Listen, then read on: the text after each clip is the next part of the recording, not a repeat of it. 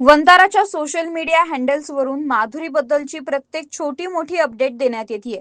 तर मागील 2-1 व्हिडिओजमध्ये पाण्यात मस्तपणे खेळतानाचा आणि जंगलात फेरफटका मारतानाचा माधुरीचा व्हिडिओ समोर आला.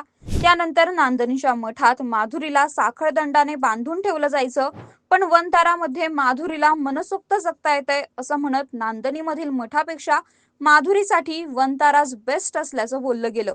जे वनताराचं कौतुक कमी आणि नांदणीच्या मठावर अप्रत्यक्षपणे केलेली टीका जास्त असल्याचं वाटलं.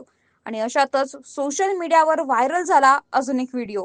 वंताराकडून शेअर करण्यात येणाऱ्या व्हिडिओज सारखी प्रीमियम क्वालिटी किंवा हाय लेवल एडिटिंग या व्हिडिओत नाहीये. यातील व्हिज्युअल्सची क्लिअरिटी सुद्धा जास्त नाहीये. पण या व्हिडिओमधून नांदणी मठात माधुरीची कशी काळजी घेतली जात होती ते अगदी क्लिअरली दिसते. या व्हिडिओत आपल्याला माधुरी मनमोकळेपणाने फिरताना आणि नदीच्या पाण्यात खेळताना दिसतीये. आता हे सगळं वनतारा इतकं लाविश नसेलही, पण नांदणीत असताना सुद्धा माधुरीची तितक्याच प्रेमाने काळजी घेतली जात होती आणि माधुरी तिथे देखील मनसोक्त जगत होती हे नाकारता येत नाही. आणि आता राहिला प्रश्न त्या साखळदंडाचा. तर मध्यंतरी काही काळ जेव्हा माधुरीला सांभाळायला कोणी माहवत नव्हता, तेव्हा फक्त काही काळासाठी माधुरीला बांधून ठेवण्यात आलं होतं.